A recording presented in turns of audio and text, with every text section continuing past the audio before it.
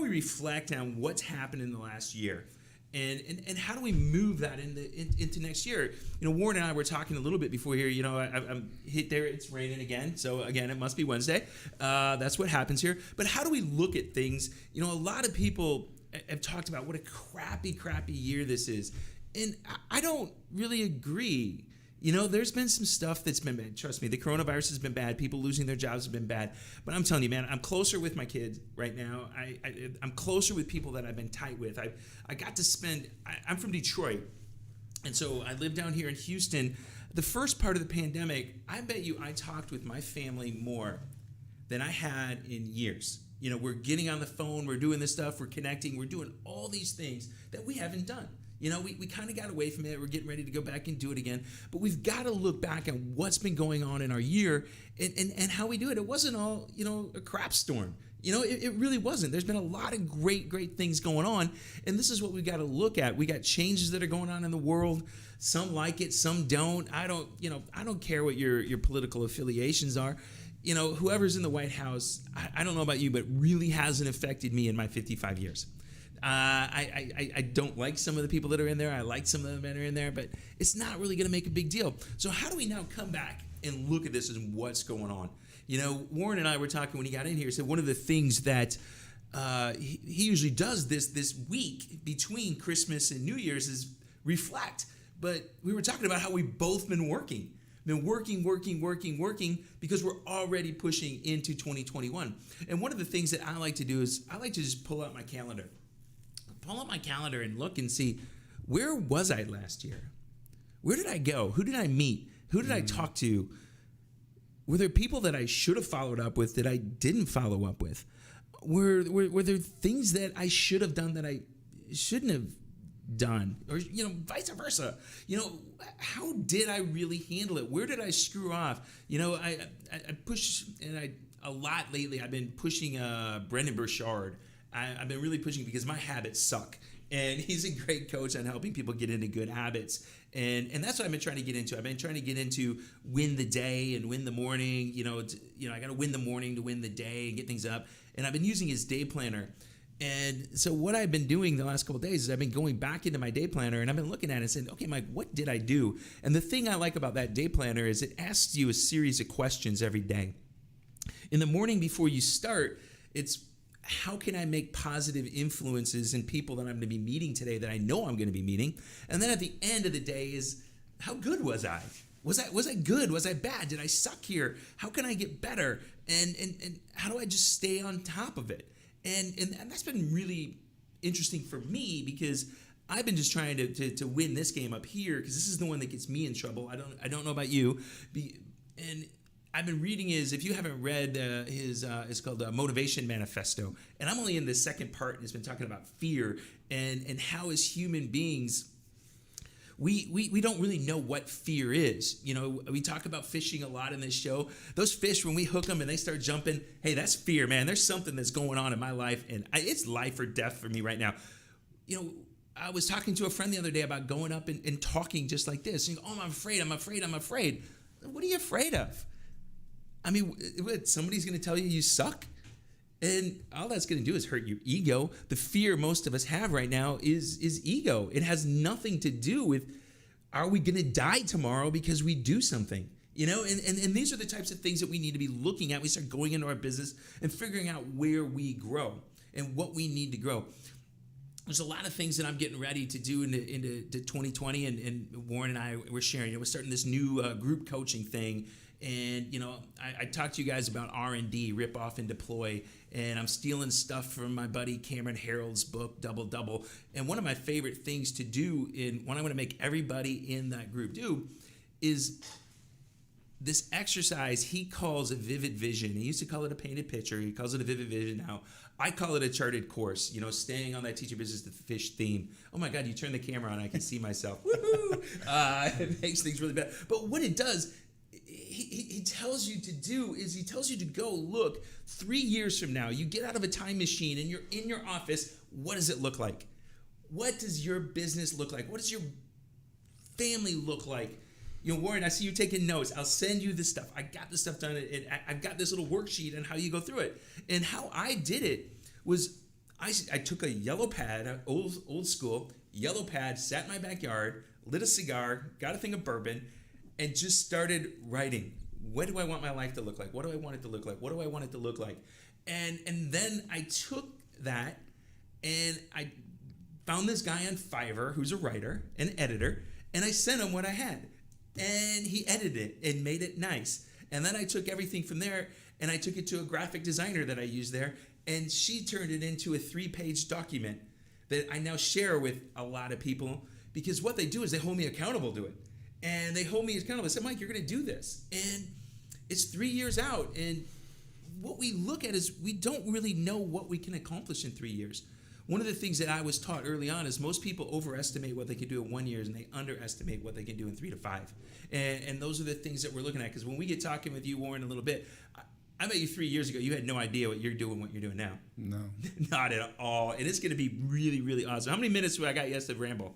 Like 2? 2. All right. So I'm getting this down to my 5-minute ramble. But these are the things that we really, really, really want you to do is I don't want to. I see one of the guys is watching us on Facebook. I can't even say your name right. Horatio. I hope I'm saying that right. But your business has been steady. I don't want you to think about steady, dude. I want you to talk about massive growth. Massive growth. I posted in one of my Facebook pages I got right now called Business Owners and Executives Who Love to Hunt and Fish. So if you find me and you want to jump in that group, feel free, come on in, we'll let you in. But I posted in there today, and one of the things is going into 2020, or leaving 2020, going into 2021, what are 3 things that you want to do to grow your business? And what are those goals? And then what are the 3 fish you want to catch this year that you haven't caught before? And, because that's what we're all about. My whole thing is business and fishing and fun and cigars and whiskey and hunting. And man, that's life to me. That's fun. My son and I, we love to get out. You guys seen him on the podcast. He doesn't like to go watch football with dad. He doesn't like to go play hockey. But if I say, hey, dude, we're going fishing, man, his eyes light up and he is ready to go. Hey, we're going to go hunting. Cool, Dad, I want to be the dog. I'm not worried about it. I don't want to shoot yet. I just want to go grab these things. So this is what we want to do. We're going to get in. We're going to talk to Warren here in a minute. But I want you guys to go reflect. Reflect what you've done last year, because it really was a good year. It really was a good year, no matter what you think about it. Because every year to be on this planet and be alive is a great year. And there's nothing you can do about it. So this is Michael Rager, your business guide. We'll be back in about a minute. We're going to have Warren, and you're going to get some really good things coming from his head. We'll see you in a second. COVID-19 transformed the way we do business. Now more than ever, fast lead generation and customer retention will determine if a business survives or not. The Now Media Video Business Card is designed to be sent using your smartphone. It's the next generation business card that will open the door for you while keeping social distancing. The Now Media Video Business Card is affordable for anyone from startups to multinational companies and is already being used by hundreds of businesses. Stay open, stay in business. Call us today.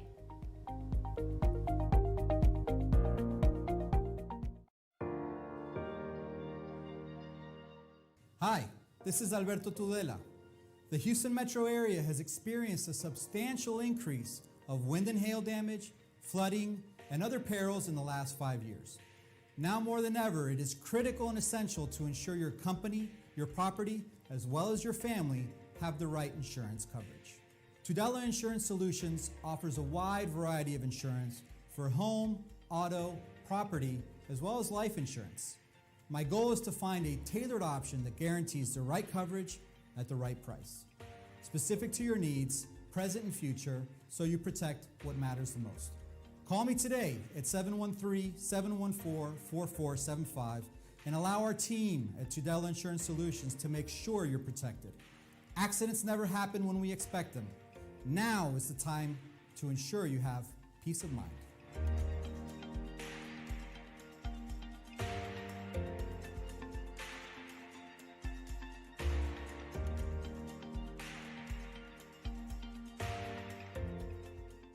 Hey, it's your business guide, Michael Rager, and we're back. We got my friend Warren Spiwak.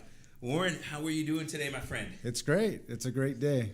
Okay, I'm gonna start right now. Okay, your nickname's Every Day. How'd you get that nickname, dude? So one of the things, I've been an entrepreneur for more than 20 years. And as an insurance agent, there's been a part of my career where I was captive. I was a farmer's insurance agent. I even converted that into an independent agency where there was a point in my life where I actually was going to sell off a successful business, which was my farmer's insurance business, to start from scratch Policy League, which was an independent agency. So when I did that, there was a very strategic relationship that I was able to create, which was with the guys that own Texas Direct Auto. This is going back to 2011, 2012. Okay. So the more that I would talk to Rick and Mike, and we were planning this, this intervention, if you will, where just like they're selling hot dogs and there's a disco inside the dealership, and here you have 24,000 cars being sold constantly.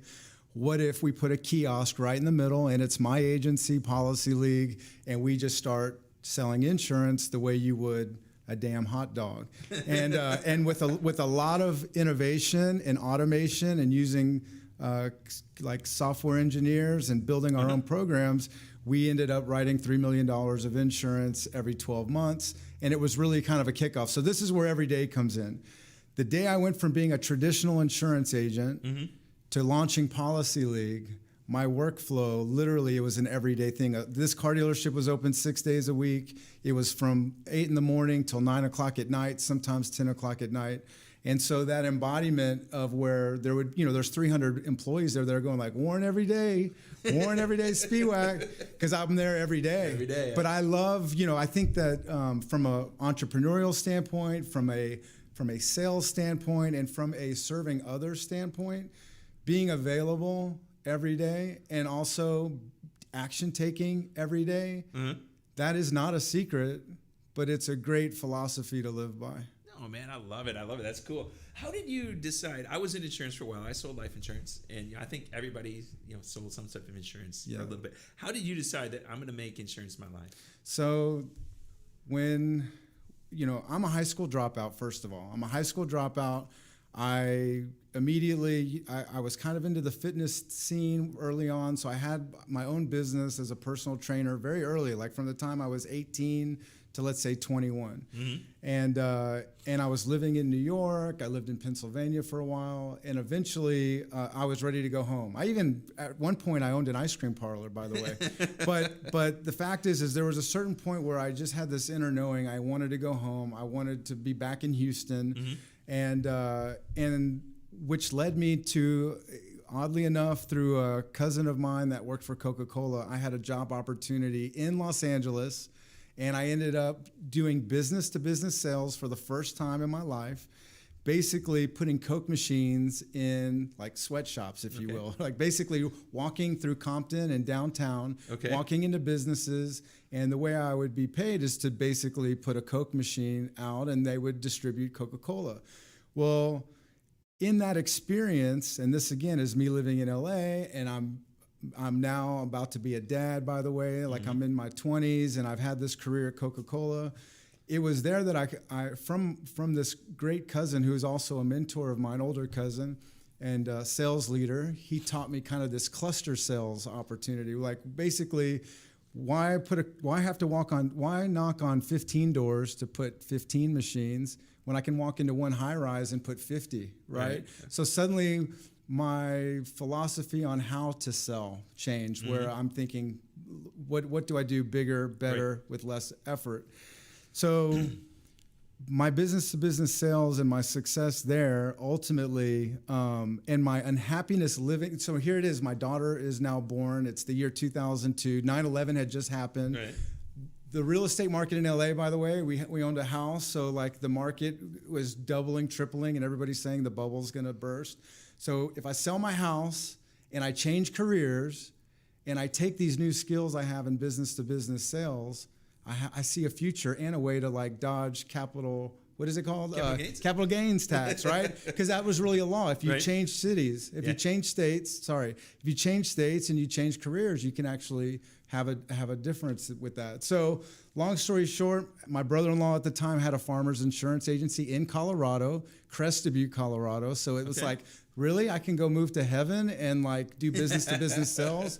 So right from the very beginning, unlike a lot of agents, 99% of agents do personal lines. Right. I did commercial insurance, working with hotels, condo associations, finding myself in group settings where I'm literally sitting with 8 or 10 decision makers on a board and explaining the bells and whistles of an insurance policy. Nice. So now you're in your agency. You guys specialize in commercial, right? Yeah. What type of commercial stuff? We had a guy on earlier this. I don't know if you know a guy, Billy Bray. Billy's a good friend of mine.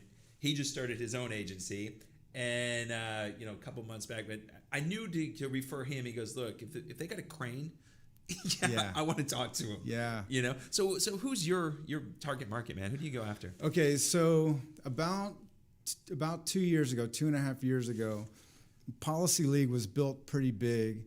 I was happy there. I was also consulting. I was working, basically traveling the country, working with venture capitalists and private equity companies. So this is an important detail is why I'm saying this, is that 2.5 years ago, I merged Policy League with what's now the second largest agency in the country, which is called Acrisure. And that's where I'm at now.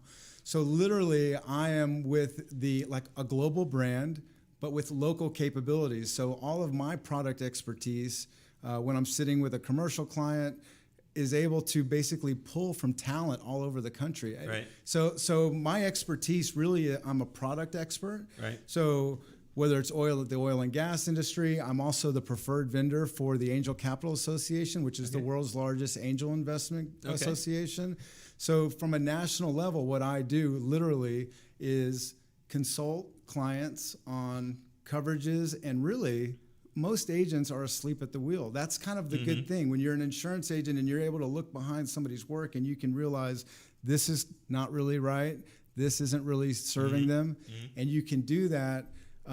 What my next steps is as this large conglomerate is I'm able to look at 400 of my agency partners and plug them in. So in other words, if you own a hospital, I can take a look and then bring you one of the top hospital agents in the country. And so nobody's sacrificing. You're getting like full-blown expertise at every turn. And also the benefit, in the world of insurance, if you're and I was, for 17 years, I was a smaller agency. So I couldn't compete with the Marshes and the Locked-ins. Right. With that game changing, where I'm at now, is instead of having like 8 levels of executives and underwriters and all this shit to get something done, I'm able to literally just move a rock with 1 second. Nice. Yeah, I know a friend of mine works at Marsh.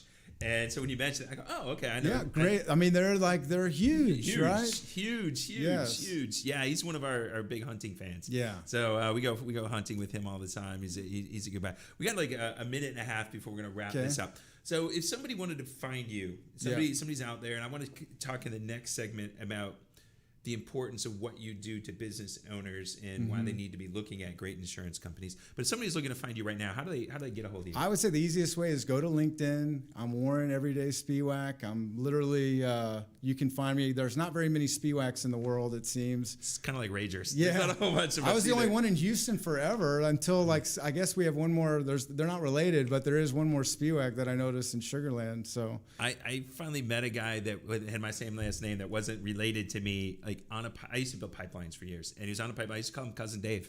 So there you are. We got you up here. As those of you there that are not seeing us on the Now Media yet, but we got Warren's LinkedIn page. You're gonna be able to get that. We'll share that information out with you. But it's important. I mean, insurance is one of those necessary evils. People don't want to talk about it. And the devil is in the details. Yes. So when you have someone able to actually convey what you really have versus what you don't, it goes a long way. Right. All right. So, Jonathan, we ready to cut out here for the first break? All right, dude. We'll be back. This is Mike Rager, your business guide. Warren Everyday Spiwak. World famous, as I put on the on the Facebook page to say. So we'll see you guys just back in a minute.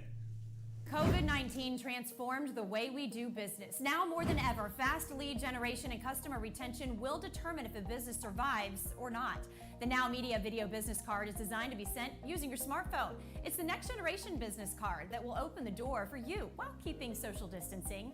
The Now Media Video Business Card is affordable for anyone from startups to multinational companies and is already being used by hundreds of businesses. Stay open, stay in business. Call us today.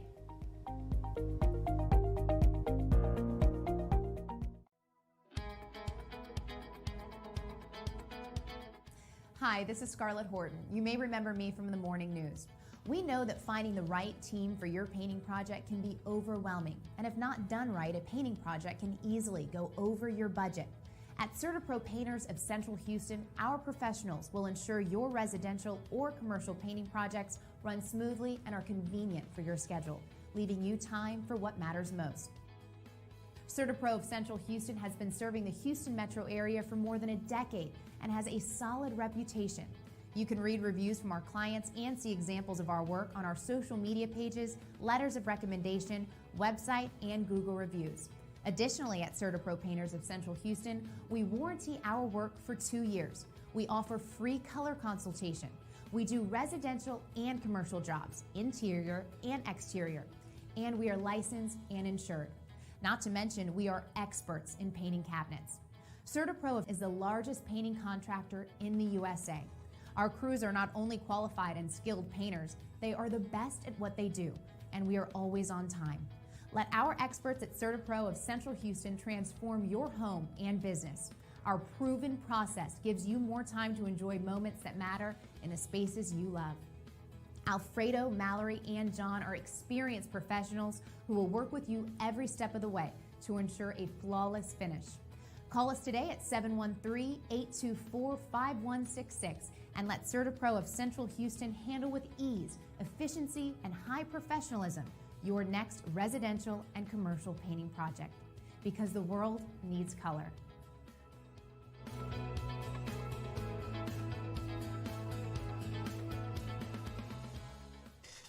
Hey, it's your business guide, Michael Rager. I'm back with Warren, Everyday Spiwak. So Warren, we talked a little bit about insurance. We talked about why you got into it. Let's talk about business owners and how they need to approach it, because this is something that we all don't want to talk about. We don't want to pay for it until we need it. And it's, as you said during the break when we were talking, those of you who are following us on Facebook, you heard some of it, the devil's in the details. Yeah. So why is it important, and how as a business owner should I be looking at my insurance coverage? All right, so here's the thing, and this is, before I really dive into this, I'll first say, you could have 2 certificates of insurance. Imagine you're a bar or a restaurant.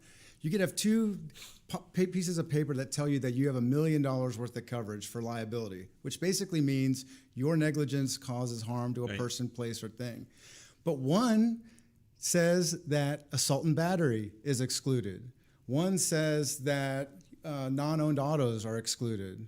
The more exclusions you have, the less performance. Okay. On the flip side, you have this other piece of paper that says, you know what, if your bouncer grabs someone and roughs them up a little bit, at least you'll still have coverage. That's a big difference. Right. If the one that's on the right side says liquor liability is covered, so if someone's in an accident on the way home, that's an added coverage. But this is going on in every industry. Right. So in the oil and gas industry, what you'll see, and this is something very important for a lot of the companies, is that there can be breach of contract exclusions, which literally says that a different piece of paper that's not related even to your insurance policy is stopping the coverage from being there. And this is, again, you put someone like myself into the back room. When I open that drawer and I'm looking at insurance, I'm looking at what are the endorsements, which are the added coverages, and what are the exclusions where coverage is being taken away. And then what do I do from a buying power standpoint to send kind of like with a bank loan, you have these objective numbers, what's your credit score, what's your income, but there's a subjective part of life, and there's a subjective part of insurance too. So I'm a master at telling the story, and then we also have a whole team of risk managers that work within our agency that also go in and go like, this is checked, this box is checked, and it makes you a more favorable client. So to say, your risk managers are going in there and looking, okay, this is your highest probability right now of getting in trouble, and you're going to make sure that those gaps are covered. Yes. Is that the way you're looking at it? Yes, or more so than that. Like, it's where, now you got to remember, I started this very young. Right. So as a very young insurance agent, where would I get credibility with a buyer? Okay. Would be showing them, this is what your policy says, and this is what it should say. Okay. And then even as a young agent, people are going like, this guy is neurotic, but he knows what he's talking about, and it would unlock the door for us to do business together. Yeah, I worked for a life insurance company. I sold primarily term insurance, and I used to love tearing apart some whole life policies. Yes. That And people go, no, it doesn't. And they go, yeah, it does. It says Yes. so right here. Yes. You know, you didn't read that 42-page document Yes. that they gave you. Yeah. So we talked earlier about passion, and I noticed your eyes lit up when you started talking about all that stuff. Sorry. Yeah, it's true. You know, it's funny because, my connection now with Mark LaCour and the Oil and Gas Global Network. Literally, if you want to talk about what life was like year prior to COVID, basically towards like the end of 2019, I closed this like $900,000 oil and gas account. Basically, it needed product liability. It was a valve company. And so I was sitting there as 2019 was ending, and or kind of like in the middle of 2019 going, I want more oil and gas. And here it is on LinkedIn. I'm hearing the OGGN. I'm hearing about these happy hours. This is pre-COVID, so there's really like places to rub shoulders. Right. And this is also back when you would actually use a business card, right? Days are very different, even in the last 12 months. So long story short, I go not knowing Mark. I go to this Oil and Gas Global Network happy hour, and there's 150 people there. And I had no idea this existed. I didn't even know that there was a podcast. I had just seen this on LinkedIn. So then I learned about the podcast. And then I see who this guy is, Mark LaCour, and I vaguely remember him like when I was a teenager. I told you I was into fitness early on. There was this like totally buff guy that was always at the gym that was super cool, but I never really knew him. I just kind of saw him. And that was Mark LaCour. That was before you started eating all that ice cream. Dude, this guy was like, he probably had a 6% body fat. Our age is different. So I was in high school seeing this kind of grown guy that's, looks like he could bend a tree if he wanted to. Right. But long story short, I became involved with the street team at OGGN. I volunteered. I was like, you know what? This can help me meet more larger accounts. Right. But what I never planned for, and this is the perfect example of where 2019 was to where COVID transformed us, is that not only was that relationship something where I had assumed and concluded how it would project my career and introduce me to people, but it went so sideways with COVID coming out because there weren't going to be any live events. But at the same time, my digital efforts that I had been doing, whether it was with I do mergers and acquisitions with agencies, and I also, as an insurance agent, we're doing videos, and I had a podcast. But those items there introduced me to Mark LaCour for me to have the Pitch podcast. Oh, that's nice. And it all happened that time, and even today, podcasting and this digital knowledge that I now have completely come from being around OGGN. Yeah, let's talk about that. Let's go into the OGG and the podcasting thing, is because we both know Mark, and that's how you and I got to meet. I think you posted you were looking for your first guest. Yes. And I said, hey man, put me on, and let's talk. Yes. And we started talking, and you made me work on my lighting in my room and put my computer up higher. I wanted you to look good. I wanted you to look good. You want me to look good, and I just like Mark, I started eating too much ice cream, and I'm getting way too fat, and now that we're going on to TV here, it's like every time I come out, Juan comes up and he pinches my gut and he goes, dude, 20 pounds. You lose 20 pounds already. You need to look better on TV. So I'm like, all right, we're doing this. But, even a year ago myself, I wanted to get into podcasting. I ended up with this show because I came on. There's a guy that's usually on before me, Sherman on. And Sherman had me on his show. And Juan, who runs it, goes, dude, you should do your own show. Here's what we want to do. Come on. And I'm like, yeah, whatever. And he goes, boom. Next thing I know, we're doing this. And I think I actually applied for one of Mark's, because Mark did an open thing. And he's like, man, we like what you do. We just got some other things we want to do yet. We'll talk later. So how did you end up going from insurance guy to now I'm podcast oil and gas guy? Well, so interestingly enough, so once upon a time, like literally like a year and a half ago, I was working on a merger with an insurance agency in Sugar Land in Richmond. And these three business owners would go to these meetings with me where I have, the mothership is there, Acrisure, and then I have this agency, which is really a successful business. And these guys I'm working on creating a relationship with these two and ultimately a merger. So in these meetings, stuff would come up, right? And I am very much an observer in life in general. So in a sales event, and I don't know if it's because of the age where I started or my own insecurities, but I've always been someone who I sit literally between, I'm always on the side of my client and I'm always looking at the carrier or whatever the deal is to say, what happens if this happens? What happens if that happens? And I really, that's where I sit shoulder to shoulder with my client.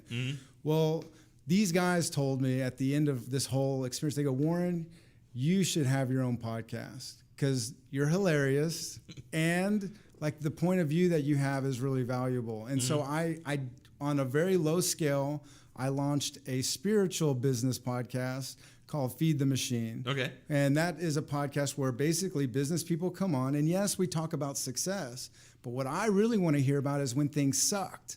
Because for me, at the moment, whenever I launched this, I was going through a difficult time. Right.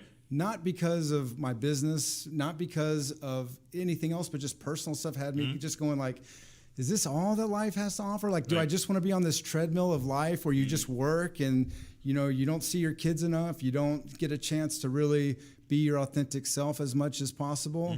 And I decided right then and there, and again, with the mentorship of Mark LaCour and also Sean McCoy, by the way, those two individuals right there basically were my sounding boards to say, just do it. Here's what you buy. Get going. And that's how it started. It's funny is how this web starts weaving. Yes. You know, I had Laura Statler on my last podcast 2 weeks ago, and I'm talking to her about some stuff. And when you were talking about, because we're both doing some stuff with OGGN on the ground, and you started talking about hydrogen. Well, that's all Laura's company's doing is hydrogen. And she sent me a message. Oh my God, it's so great. You know, we're talking about hydrogen. Well, I went out with Sean McCoy for lunch, and Sean goes, "Oh, you know Laura Statler? She was on your thing. We're going to lunch this next week." Yes. And these synchronicities. Boom, boom, and then Clint Aiken. I don't know if you met Clint yet, but Clint's working with a whole bunch of service companies to the oil and gas industry, primarily out in the Bay Area, you know, in Economic Alliance area and all that stuff. And so we're teaming up because he's bringing them marketing stuff. So he's got a new marketing company that's going in there. We're bringing in the business coaching side to help them grow. All these guys are going to need insurance, and all these guys need this. We're starting to see everybody just kind of starting to weave together, you know. But I think it's just you just put it out there. You know, we talked about earlier. Yeah. I've been putting out there to the universe, you know, you're spiritual or not, whether if you don't throw it out there, nobody gets it. So this brings me up to your intro where you were talking about motivation, right? There is motivation. You want motivation. But motivation isn't shit against commitment. Right. Because thinking fitness, right? The bed's warm. You can be as motivated as you want, but it's hard to get out. Yeah. But if you're committed, you just do your whole 3, 2, 1 and you're out of bed. Yeah, that's where I'm at. One of my coaches on that, he's like, man, he goes, I got to tell you, Mike, your problem right now is you love to drink. And I go, yeah, I do. And he goes, and you love to eat. And I go, yeah, I do. And that's where me and Mark would always, the first time he interviewed me, we just talked about ice cream the whole time. It was like funny. He goes, man, I'm in shape, but I just love ice cream now. Yes. The older I get, it's hard to get out. And he goes, look, Mike, no matter what you do, you can't outwork the fork. And he goes, you got to get committed to your eating, and you got to get committed. So that's one of my goals for this year is I want to get healthier. I got a 9-year-old. I know you've got a couple girls, right? Yeah, I have 2 girls and a boy. Okay. 3 kids. But Feed the Machine, by the way, it comes from my nutritional days where when I look at my younger self when fitness was really important, you could have the driest chicken breast. I was going to eat it. Right. You look at us now, we go like, oh, we really want it to be succulent and juicy, and like we're so driven by what we think about it and what it tastes like. When really, in life in general, if you stick to your agenda, if you stay with what your discipline is, and not put what tastes good as critical, you can execute. Yeah, you can. I know. I keep telling people once they make cauliflower that tastes like Reese's peanut butter cups, I'll be eating the crap out of that stuff. That's right. You know, that's what my doc is. Something goes, dude, okay, you got to eat more vegetables. I'm like, oh, fuck, really? Yeah. All right, I will. I promise. Yeah. And my son, he gets on me about it. So we got the Fitbit going. We got all that stuff. I going, joined this guy that I followed on TikTok, Clark Bartram. I did an interview with him. But he's got this private group, and I've been participating in it. And I really didn't want to originally because I was thinking like I'm not really great in groups, you know. But it's been so helpful every day to hear his words and see these people making super transformations. And it just reminds me every day, like, get up, move your ass, and remember why you're doing this. And then also, there was this guy that I also followed on TikTok that was kind of a heavyset guy, real estate guru, that passed away from COVID. And I always think to myself, if someone like the real estate guy knew Clark Bartram, and it was in time to shift his body, right? Could it have saved him? I don't know. Yeah, I don't know either, man. So we're coming up. What do we got? We got 1 minute left. We're gonna get out of here. We're gonna go. But I love this talk, and this is as we start seeing things, and with this show, like we talked about yours, we don't script anything. We just start talking. Yeah. And that's what I want to come back to the last segment we got here. I want to talk about what we do for fun. That's the whole thing. You got the kids, you got what you're doing, and let's share for that, and we'll come back. This is Mike Rager, Warren Everyday Spiwak. We're here on the Teach Your Business to Fish podcast, and we'll see you guys back here in a minute. COVID-19 transformed the way we do business. Now more than ever, fast lead generation and customer retention will determine if a business survives or not. The Now Media Video Business Card is designed to be sent using your smartphone. It's the next generation business card that will open the door for you while keeping social distancing. The Now Media Video Business Card is affordable for anyone from startups to multinational companies and is already being used by hundreds of businesses. Stay open, stay in business. Call us today.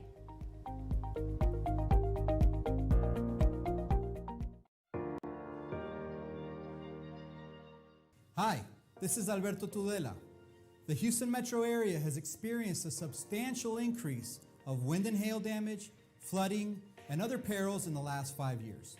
Now more than ever, it is critical and essential to ensure your company, your property, as well as your family have the right insurance coverage.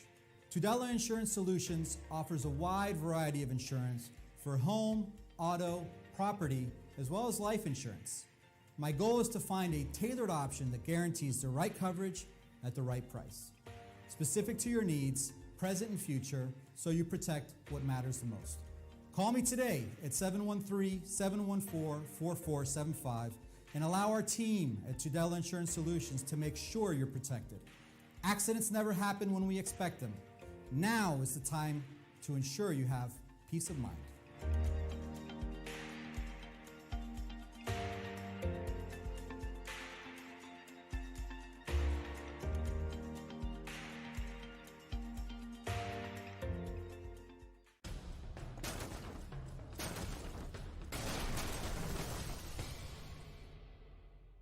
Hi, I'm Sandra Mendez-Hassan, Executive Business Advisor, Key Business Strategist, and Management Specialist with Extraordinary HCBI.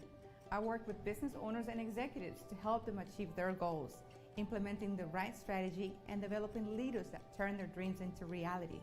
Do you have a business idea and need to know how to launch it? Based on your vision, do you have the criteria or entrepreneurial mindset to achieve your goals? Do you have what it takes to motivate your team so they can be more proactive and productive? Would you like to learn how to get more clients and close more businesses? At Extraordinary HCBI, we take businesses to the next level by providing them with resources, counseling, and implementing strategies that work because we want your business to thrive. We also assist businesses and aspiring entrepreneurs on the initial steps of their business plan development, creating financial projections and guiding them on how to create a financial package that will work for their business.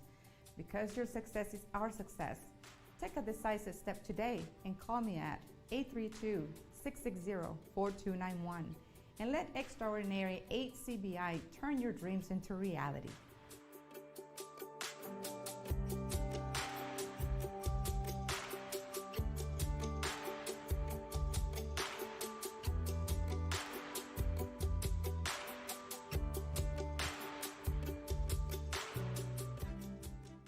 This is your business guide, Michael Rager. We're back, and we got Jonathan on the other end telling us we got 30 seconds and then changing it to 5.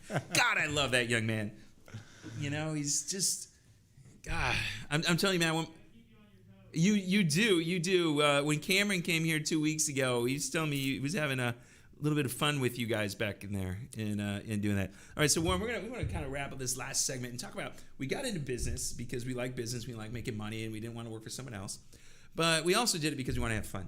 Yeah. And I think as a business owner, there's two ways you can go down it. You can pour your whole life into it and never have any fun, or you can find a way in the middle to have fun. So what do you said you got a couple girls, you got a boy. What do you guys all do for fun? So, so all my kids are teenagers now. So, you know, going back through my entire career, through all of my successes and also my hardest times, I've always kind of valued very highly quality time. And I'm talking about just getting a bagel with the kids on a Saturday morning, to me, is quality time. It used to be that, you know, even today we can go to the gym, we can go to the track. But really for me, and especially now with teenagers, the quality time with the kids is really in that downtime. You know, it's really, you know, when there's nothing going on, or really choosing a destination where you're together for a day or two. But really, I mean, with the kids, it's, you know, in COVID, it's a little different. It's a lot of walks and it's a lot of coffees and snacking. We found the movies because there's nobody at the movie theaters. Yeah, we've done that too. We got the movies like his mom will be like, "Oh my God, you're taking her to the movie theater." Yeah, like, there's nobody only there. Two in there. No, and it's $5. We just saw Die Hard the other day. All the kids and I. Yeah. It's like $5 at AMC. We went and saw that monster. Some monster new Toho. He's a big Godzilla fan, and so he's really bummed out that like Godzilla Kong hasn't come out yet. Yeah. And so we went and see this movie, and I think that they thought there was nobody in there because they turned the lights on. Yeah. And we're like, hey, you know, we're here. Turn it back down, man. You know, we're watching the movie, but how do you, you know, mine's only 9 yet, and he still likes me, so he hasn't turned into that teenager yet, where his friends and all that are more important. Yes. How do things change? What do you guys, you know, do you guys go outdoors? Do you do this stuff? Well, it changes a lot. So once this is my personal belief, right? And I have had 3 kids. So at 11, when you're looking at your daughter sit on her bed watching TV, at that moment at 11 years old, you are kind of the world. Your house is kind of the world that they live in. But when they're 16, 17, there's a whole world, right? And so with children, I think especially teenagers, you go through a seeking stage where you're seeking, you know, you don't just believe everything, right? So you can't, you know, like when the kid's young, you say, don't cross the street, you get hit by a car. Maybe you even stop the car where you see a dead squirrel and go like, see that squirrel? That's just, what do you think happened to that squirrel? Wasn't looking left or right. And the kid will believe you, right? However, when you get to the 16, 17, 18, it's really all about understanding their seeking. And I think it's, for me anyway, it's about them knowing without a shadow of a doubt that there's nothing that they'll experience in life that should make them be afraid to call me for help or whatever. But I just think from an emotional IQ standpoint, not being your kid's best friend, no, but for sure not being, you know, not being a hypocrite is important. And really being understanding and being a safe zone for them. Yeah, I think me and my son are really good friends, but he does understand the line. Oh, yeah. You got to have a line. I see a lot of parents where there is no line with that kid. You know, I got some kids that I know, and they're throwing temper tantrums all the time. And my kid's never thrown a temper tantrum. Ever. You know, I've spanked him twice. That fear of God is in him that I will do it. Yeah, there's a pop that could happen. Yeah. But, you know, you're right. You see kids that overly permissive parents, the kid's mad that he just struck out at home base, you know, and you take someone who does have like this, you know, more disciplined lifestyle, then you see that, they're going to say please, they're going to say thank you, they're going to wash some dishes. You as a parent can go like, whose cereal bowl is this? And there's some kind of understanding that it's not for you to clean up. It's for them. It's funny. One of my neighbors says my kid is the most mature person in our neighborhood. Yeah, that's awesome. What a compliment. I think it's a compliment. That is a compliment. It's funny. He's a really, really good kid. Yeah. And I love it. Like we watched that movie Soul the other night. I don't know if you saw it. It's really good. But he like starts crying at the end, and I'm like, dude, how wonderful. What are you crying about? He goes, that was beautiful. Yeah, that's so great. And I go, dude, you're 9. You know, you're not supposed to be. You know? Yeah, but that's the thing is you're going to screw him up. He's perfect the way he is. Exactly. I know. And that's me too. Like I don't want to homeschool my kids ever because I don't want them to be like me. I want them to have their own lives. But I will say this when it comes to just the idea of parenting as a whole, which is these kids, they all have their own experiences. And like I didn't come from a divorced family, but I'm divorced. And at first I would think like I would have all these kind of issues that I thought I was creating for them. And then I stopped and thought, who's to say they can't deal with that? Like, who's to say they're not resilient? And all of these contrasted experiences are really what make our kids really wonderful. Yeah, I know, like you just said, I'm going to be the one that cheers my kid. I remember the first time his mom went away on a vacation. She had to go away for work. Yeah. And she comes back, and my kid's like pointing at Domino's, and she goes, what does my son know about Domino's? And she doesn't follow Facebook or anything. She doesn't have a Facebook page. And her best friend said, did you see that picture of your son eating pizza?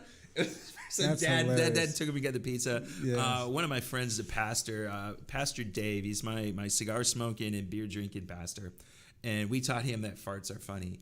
And that did not go over well. Yeah, that's hilarious. But, I'm also, so early on, I worked with the special advocates of Fort Bend County, helping foster kids find placements. And I'm also a big brother. But one of the things that training after training after training about youth has taught me is that for kids and their self-esteem, it really is all about their actions. You can't have self-esteem without doing acts of kindness in a way, or being. It's okay to be proud of yourself. Like a lot of times we go, we tell our kids like, I'm proud of you, but really where it goes to the next level is where you say, Samantha, you should be proud of yourself, right? Because you don't really want to be tethered to everybody else's expectations. Yeah. Well, it's funny. It's my son. The reason he was my very first guest on my podcast because he has his own company. So he's 9 really? And he's got his own company. He does recycling. So we've got a neighborhood that's got 16 houses in it, and we're not on city trash. So we pay for our own trash, and so we don't pay for recycling. So he decided he wanted to, he in school he learned about recycling, and so we said, well, let's do it. And so we started doing recycling of cardboard and papers. And we used to have a place down the street. There's a little church. And they used to have the bins, and we just take it and dump it there. And then they got rid of it because all the contractors in our neighborhood just started using those as their own personal trash bins. And so we now we got to take it to that place on 59. And so we're up, man. When I tell him, man, hey, Dad's coming home from the gym, be ready, dude. He's got his little gloves on. He's good for on him. the door. And he feels like $1 million. He does, and especially when he gets paid. You know, hey man, great job. But that's the thing is like for a kid to have a vision and then to manifest it into reality, into where we can touch it and feel it. What an incredible experience. I loved it when he asked me this week. He goes, Dad, I think we may have to raise our prices. There you go. Yes, boy, you're starting to listen to Dad. You are teaching him well. And he says, yeah, I think we offer more value than this. We can raise our prices a little bit. Yeah. And but it's fun. So what do you got coming up? What do you think is going to be the big things for Warren come to 2021? So here's the thing is, as I've learned a lot about digital media in my exposure to Oil and Gas Global Network, and then like even from the learnings that I've had with you, even our 1 hour session, it's like there's so much that it gets the wheels turning. So here's my thought for 2021. Keeping my foot on the gas pedal as far as what I haven't done really well this last year is been an insurance agent on camera. Right. I haven't been an insurance agent in an interview.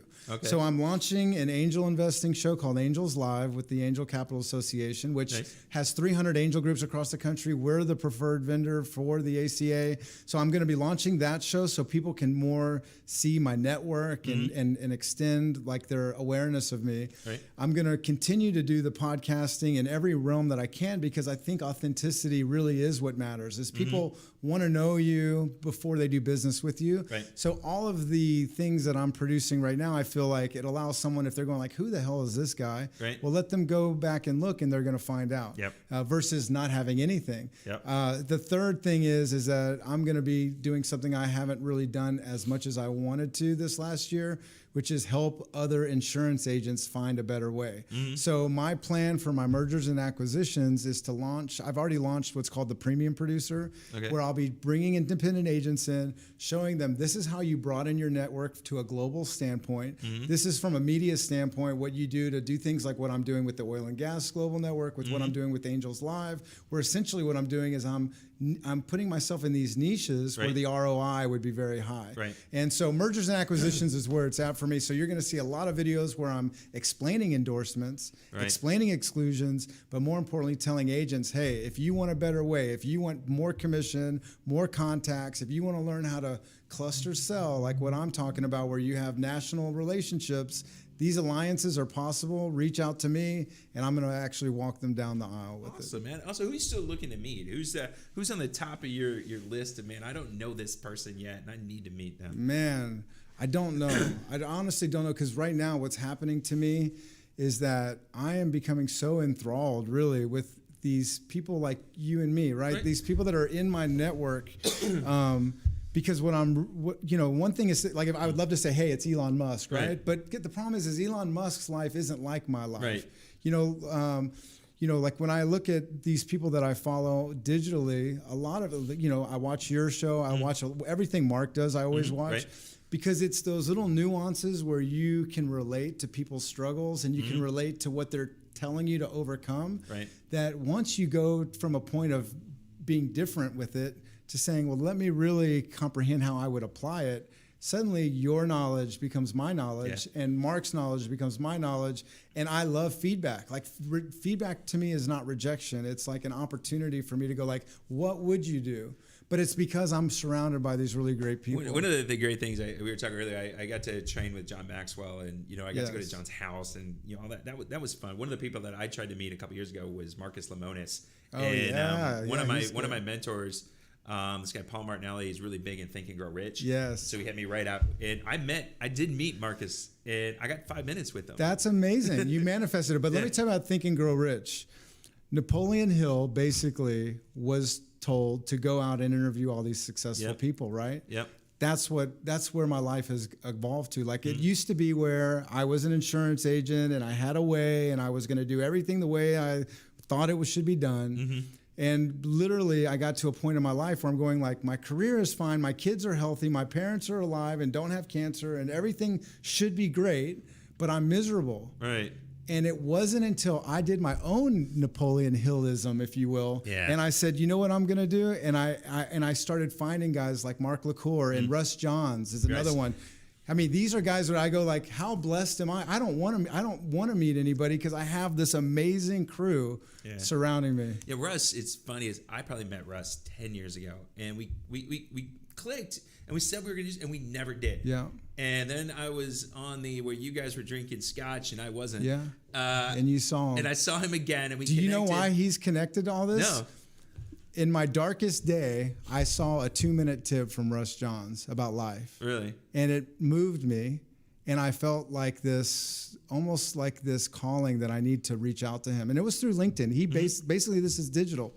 So I reached out to him and I had this amazing 1-hour conversation with him. I didn't realize that his son had just passed away from suicide, like within that year. I was going through my divorce, and like my divorce was wrapped up, but I was just not recognizing my life a little bit because it was so different. And I'm very attached to my kids, and even though I have my kids half the time, it's still, that's a big adjustment. So long story short, Russ and I became friends. We did podcasting together. He did an interview with my Feed the Machine episode. And then we really started working together. He built my websites and so when Mark was talking about what do we do for broadcasting, it was like Russ Johns. Russ Johns, okay. And then now, yes, everybody already knew him. So it would be written that everyone would know him anyway. Right. But I feel a little bit like it's divine order that I was the one that at least could connect these two people that happen to be people I love, Mark LaCour and Russ Johns. No, that's awesome. Yeah, because I met Mark through LinkedIn. I met him and I started talking to him. I was looking at some stuff. He told me to go to this event, and I went to this event. I had a great time. He goes like, don't pay to be this. Just go and just walk around and meet people. I went and had a great time. Yeah. Met him. He brought me on his podcast. When he was just starting his podcast, we went out to the the Mattress Mac place. Gallery Furniture. Yeah, the Gallery Furniture, way the hell out there. Yeah. And shooting with him, we had birds squawking in the back and everything, and it was fun. And he's like, man, you're the first one I've ever brought out here. We got it in the very first take. Wow. And we just went. That's your big mouth, huh? We just went, my big mouth. We just talked, and that's where we went, and that's what happened. So we wrapping this up here, Jonathan. What we got? A minute, two 2 minutes. All right, man. So if you got to share something going forward, business owner, you're coming out there. Yeah. What are you going to share, man? What's your one piece of wisdom? This is what I'm going to tell everybody. It's what I'm being a student of right now. Digital media and acknowledging the fact that if you're afraid of video, get on video. If you don't realize how people are buying right now, the way they're buying is when you're cold calling, they're looking you up. And you could be the world's greatest insurance agent, the world's greatest restaurant, the world's greatest anything, but if people don't know you exist, it means nothing. And so in today's world, when you make a cold call and someone says, send me more information, that information should really be where they get to meet you and virtually know who you are, what you're about, see you as successful people, and doing exactly what we're doing right now, which is, before they even sit down at a table with you, they should know who you are, they should know what you're about, and they should trust you. Yeah, I'll give you one hint that I'm giving to all my clients I'm coaching right now is we're getting ready to shoot it here right after the first year. We're doing 20 videos, 2 to 3 minute videos. And the number one is the top 10 questions I get asked from my clients. And we're going to answer those. Then the reciprocal is the top 10 questions they really should have asked. That's because amazing.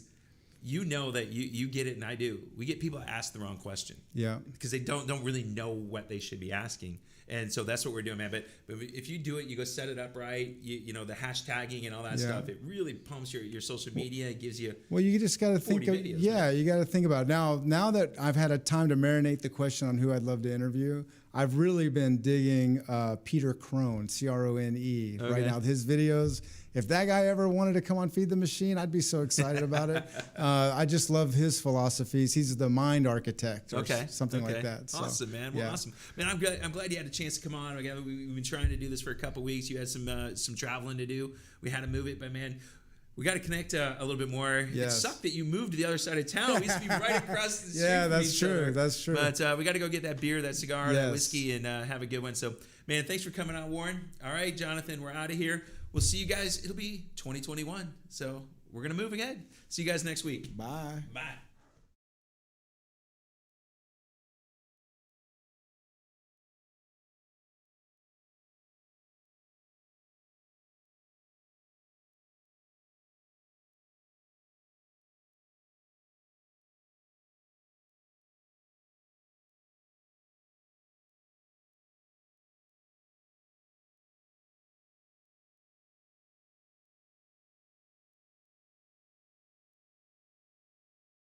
COVID-19.